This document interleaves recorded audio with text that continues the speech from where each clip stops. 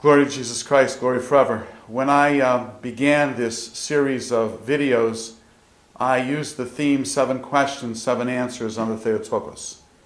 And the response was so good I thought I would use that same format as we begin this Lenten season on the topic of fasting.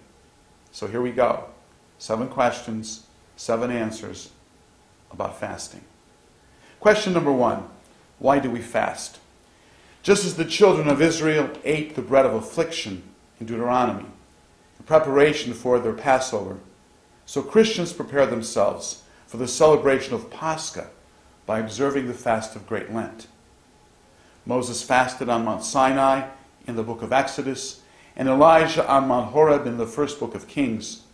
But most importantly, our Lord himself fasted in the wilderness for 40 days and 40 nights, and we imitate his example. Question number 2. But did Jesus really teach fasting?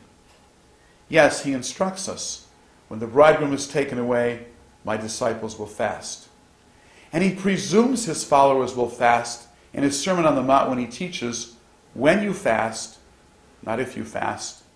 And he goes on to say, when you fast, anoint your head and wash your face, so that you do not appear to be fasting before men.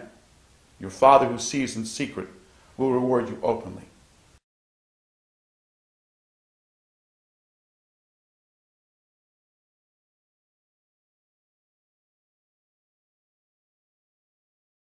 Question 3. When did fasting on certain days originate?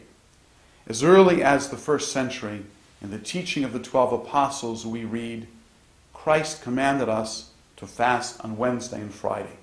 And the saints explain, we fast on Wednesday because this was the day on which our Lord was betrayed, and on Friday because this is the day on which he died for our salvation.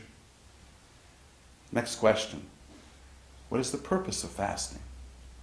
Although fasting has many health benefits, the primary aim is to make us conscious of our dependence on God. We voluntarily experience physical hunger in order to become aware of our true hunger, our spiritual hunger. Another reason we fast is to subdue our passions and our self-will. If we cannot control our stomach, the saints tell us, there is no way we will be able to control our urges for pleasure or money or power. Fasting is the first step towards self-control. And our self-will, it's cut off by being obedient to the church and to the rules of the church. Next question. Is fasting only a matter of diet? No, it is moral as well as physical. True fasting is to be converted in heart and in will. It is to return to God, to come home like the prodigal son to our Father's house. In the words of St. John Chrysostom, it means abstinence not only from food, but from sins.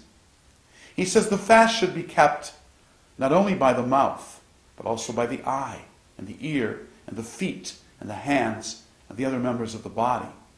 The eye must abstain from impure sights, the ear from malicious gossip, and the hands from unjust acts. St. Basil says it is useless to fast from food and yet indulge in cruel criticism and slander. He says you do not eat meat, but you devour your brother. And although we may return to eating meat and cheese after Pascha comes, we should not, of course, return to the sins from which we have struggled to abstain during the course of the fast. We give up rich foods for Lent. We should give up gossip and laziness and greed forever. Question 6. What is the inner significance of fasting? The deepest meaning of fasting is best summed up in the triad, prayer and fasting and almsgiving. Fasting is valueless if it is not combined with prayer. In the Gospel, our Lord said, the devil is cast out by prayer and fasting. And Acts of the Apostles records the early Christians fasted and prayed. The great fast is certainly a time to improve our prayer life, both personally at home and by our participation in Lenten services at church. Last question. And what about almsgiving? Prayer and fasting should be accompanied by almsgiving. That is by the love for others expressed in practical form. The 2nd century shepherd of Hermas insists that money saved from abstaining from rich foods during the fast should be given to the widow, to the orphan, to the poor. Lent is certainly a time to increase our works of mercy for the least of his brethren, for those who are in need.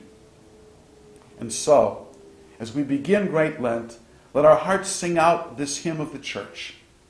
Let us set out with joy upon the season of the fast and prepare ourselves for spiritual combat. Let us purify our soul and cleanse our flesh. As we abstain from food, let us abstain also from every passion. Rejoicing in the virtues of the Spirit, may we persevere with love. May God bless you. May God keep you. May God ever love you. Glory to Jesus Christ.